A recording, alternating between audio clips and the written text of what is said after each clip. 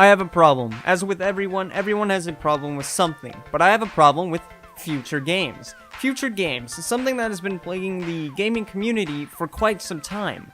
Or have they? We tend to hate on any game set in the future nowadays. Just look at the recent Call of Duty, for example.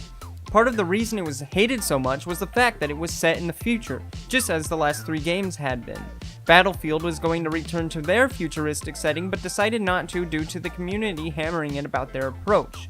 So, they returned to the past setting with much appraisal from the community. But look how that turned out in later months.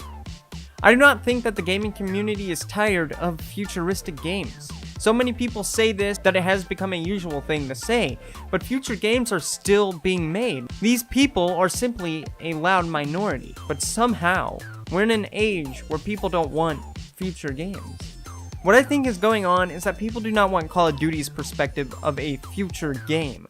Fighting robots and shit, man, what is this? But it's not that it's just because it's a tired concept, it is something else. There is no world building, there is no character, there is nothing. They drop a new game on us every year with the same concept of the future, the same basis. Robots, war, and jumpsuits. Sometimes new guns, but just because it has futuristic elements, it does not make it futuristic. If there is no emotion or world building, we do not have a world. We are dropped into an unknown character at some unknown point in the future. They expect us to just believe that we are in the future because it has robots fighting with us. Robots. It's the robots. Robots. See some robots moving in. We can go to the moon freely. We can jump higher. No, that is not how that works at all.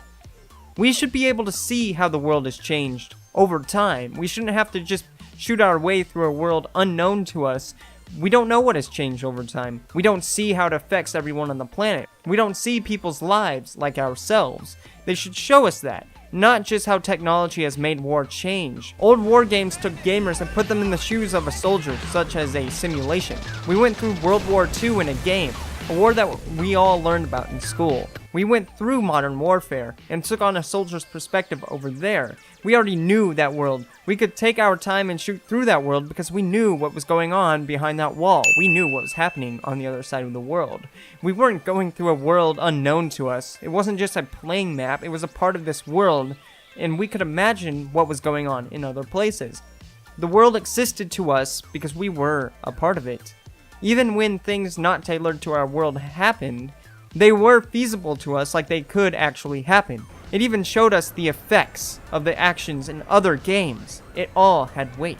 Call of Duty's new games have no weight because it has us shooting through unfamiliar territory while expecting us to know everything about that territory.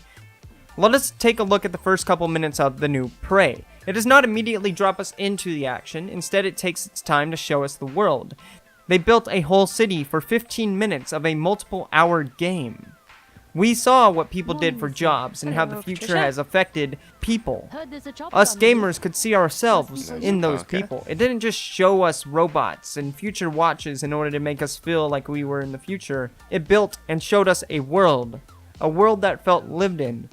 So why can't recent war games do the same thing? They can't expect us to connect with a world we have no connection to, just as people can't expect others to immediately start talking to a random person like we've been friends for a long time.